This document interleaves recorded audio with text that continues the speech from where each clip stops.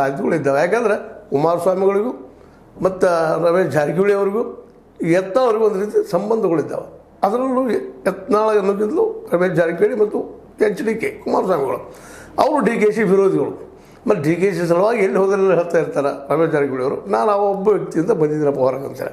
ಹೀಗಾಗಿ 2 ಆಪ್ಷನ್ ಜಾರಕಿಹೊಳಿ ಅವ್ರಿಗಿದ್ರೆ, ಒಂದು ಆಪ್ಷನ್ DKCಗೆ ಇದೆ. ಅದಕ್ಕೆ ತಮ್ಮ ಆಪ್ಷನ್ ಗಟ್ಟಿ ಮಾಡಿಕೊಂಡ ಸಿದ್ದರಾಮಯ್ಯ ನಂತರ ಯಾರಿಲ್ಲ ನಾನು ಮೆಸೇಜ್ ಕೊಡೋ ಸಲುವಾಗಿ ಇವತ್ತು ನನ್ನ ನೇತೃತ್ವದಲ್ಲಿ ಹಾಸನ ಸಮಾವೇಶ ಅಂತ ಏನೋ ಸ್ಟೇಟ್ಮೆಂಟ್ ಕೊಡ್ತಾ ಇದ್ದಾರೆ.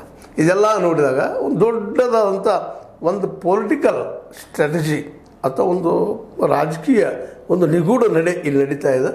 ಒಟ್ಟಿನಲ್ಲೇ ಈ ಹಾಸನ ಒಂದು ಸಭೆ ಏನದ, ಸಮಾವೇಶ ಏನದ, ಅದು ದೇವೇಗೌಡರ ವಿರುದ್ಧ, ಅವ್ರ ಕುಟುಂಬದ ವಿರುದ್ಧ ಒಂದು ಮಾತಾದ್ರೆ, ಇನ್ನೊಂದು ಮಾತು ಸಿದ್ದರಾಮಯ್ಯನವರ ನಿಮ್ಮ ಅವಧಿ ಮುಗಿದದ, ಇನ್ನು ನಿಮ್ಮ ಒಂದು ಏನಪ್ಪ ಅಂದ್ರೆ ಒಂದು ಸಭೆ ಸಮಾರಂಭಗಳನ್ನು ಮಾಡೋಕ್ಕಿಂತಲೂ ಅಹಿಂದದ ನೆಪದಲ್ಲಿ ನೀವು ಇನ್ನೊಬ್ಬರು ತಂದು ಕೂಡಿಸೋಕ್ಕಿಂತಲೂ ನಾವು ಒಂದು ಸಾರಿ ತೊಗೊಳ್ತೀವಿ ಅಂತೇಳಿ ಇಲ್ಲೇ DK ಶಿವಕುಮಾರ್ ಅವರು ಏಕಕಾಲಕ್ಕೆ ಒಂದು ಅಧ್ಯಕ್ಷ ಸ್ಥಾನ ತಾವು ಇಟ್ಕೊಳ್ಳಿಕ್ಕೆ ಪ್ರಯತ್ನ ಮಾಡ್ತಾ ಇದ್ದಾರೆ ಮುಂದಿನ 2022ರವರೆಗೆ.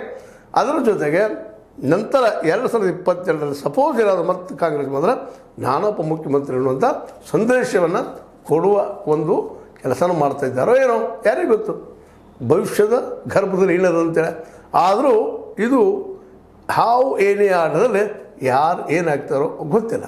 ಬಟ್ DKC ಮಾತ್ರ ಇವತ್ತು ಈ ಸಿಚುವೇಶನ್ದಲ್ಲ ಒಬ್ಬ ಬಲಿಷ್ಠ ನಾಯಕನಾಗಿ ಈ ಒಂದು ದುಡ್ಡಿನ ರಾಜಕೀಯ, ನಿಮಗೆ ಗೊತ್ತದ ಇವತ್ತಿನ ರಾಜಕೀಯ ದುಡ್ಡು, ಹಣ ಹಣ ಹಣ ಇದ್ರೆ ಬೇಕಾದ ಸಾಧ್ಯತೆ ಅನ್ನೋದಕ್ಕೆ, ಮತ್ತು ಜೊತೆಗೆ ತಮ್ಮ ಕಾಂಗ್ರೆಸ್ ನಿಷ್ಠತೆ ಇಲ್ಲಿಯವರೆಗೆ ಸ್ವತಃ ಕಿಚನ್ ಕ್ಯಾಬಿನೆಟ್ ಸೋನಿಯಾ ಗಾಂಧಿ ಅವರ ಕಿಚನ್ವರೆಗೆ ಹೋಗಿ ತಮ್ಮ ಮಾತನ್ನು ನಡೆಸ್ಕೊಂಡು ಬರುವಂಥ ವ್ಯಕ್ತಿತ್ವ ಏನಾದರೂ ಇವತ್ತಿದ್ದಾರೆ ಕಾಂಗ್ರೆಸ್ಸಲ್ಲೇ, ಅದು DKC ಅವರಿಗೆ. ಹೀಗಾಗಿ ಕಾಂಗ್ರೆಸ್ ಯಾವುದೇ ಪ್ರಸಂಗದಲ್ಲಿ 2022 ಗೆಲ್ಲಬೇಕು, ಅದು ನಮ್ಮ ನೇತೃತ್ವದಲ್ಲೇ, ನನ್ನ ನೇತೃತ್ವದಲ್ಲೇ.